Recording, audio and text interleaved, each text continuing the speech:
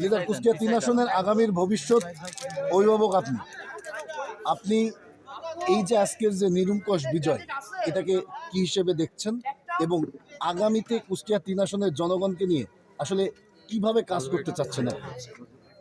আসসালামু আলাইকুম ওয়া রাহমাতুল্লাহ। প্রশংসা আদায় করছে আমাদের মহান মালিকের, আলহামদুলিল্লাহ। কুষ্টিয়াবাসী যা দেখিয়েছে এবং সারা বাংলাদেশে আমরা এখন যা শুনতে পাচ্ছি, যদি এই ধারাবাহিকতা থাকে আশা করছি জামায়াত ইসলামী বাংলাদেশ সহ 11 দলীয় জোট সরকার গঠন করবে। তারা যদি করে আমরা আগামীর কুষ্টিয়াকে যেগুলো দিয়েছি, প্রায় 16টা বিষয় দিয়েছি, আমরা ইনশাল্লাহ 16টা বিষয় জনগণের সামনে বাস্তবায়ন করব। সর্বপ্রথম কাজ হবে আমাদের কুষ্টিয়ায় কেউ যেন বেকার না থাকে। এটা একটা মানে বড় সমস্যা কুষ্টিয়ায় এবং এটা জীবনের জন্য খুব বড় অভিশাপ। আমরা কেউ বেকার থাকতে চাই না। যে কোনো কাজ যার যে যোগ্যতা আছে আমরা এই কাজ আগে তুলে দিতে চাই। এবং যে মানুষগুলো আমাদের সাথে ছিল, বিশেষ করে আমরা 6 জন, একজন বোন ছিল, আমরা 5 জন ভাই ছিলাম। আমরা প্রতিদ্বন্দ্বিতা করেছি, আসলে প্রতিযোগিতা সবাই আমরা এই মনে করেছিলাম যে আমরা ভাই এবং বোন। এসপি সাহেবের সামনে এই কথা বলেছিলাম।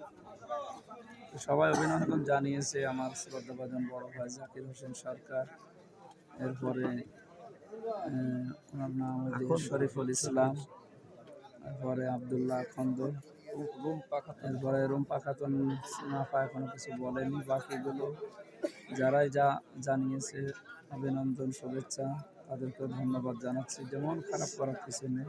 আমিও যদি বিজয়ী না হতাম আমিও আপনাদের শুভেচ্ছা জানাতাম।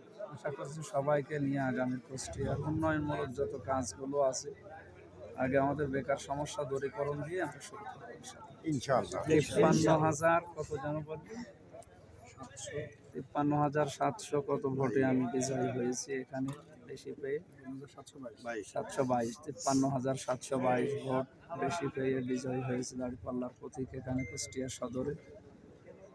সব প্রশংসা আমি আল্লাহকে দিচ্ছি এবং কুষ্টিয়ার 3 আসনের জনগণকে। আল্লাহ রাব্বুল আলামিন সবাইকে নিয়ে আগামীর পথ চলা সহজ করুন।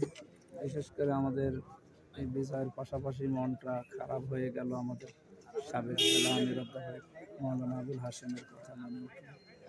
বেঁচে থাকলে আমি আরো খুশি হতে এবং তার জন্য দোয়া করছি আল্লাহ তাকে জান্নাতুল ফেরদাউস নসিব করুন।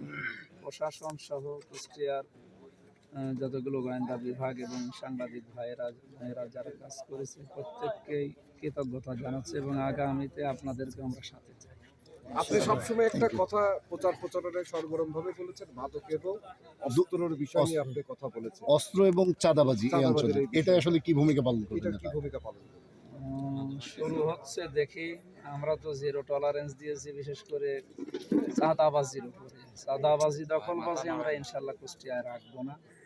এতে যদি ঝুঁকি নিতে হয় তাহলে আমরা বাংলাদেশে এই 2টা জিনিস রাখতে চাই না। অস্ত্র তো অবৈধ অস্ত্র বাইরে থাকবে না, যেগুলো বৈধ অস্ত্র আছে সরকারি ব্যবহার, প্রশাসন যেগুলো ব্যবহার করে, আমাদের বাহিনী যারা আছে তারা বৈধ অস্ত্র কেউ যদি লাইসেন্স করে নেয় সেটা আলাদা। অবৈধ অস্ত্র বাইরে থাকতে পারবে না, যেটা মানুষের জীবনের জন্য হুমকি।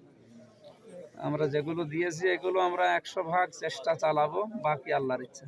দোয়া করেন, আমি একটু ক্লান্ত। শুভকামনা। আলহামদুলিল্লাহ ভাই।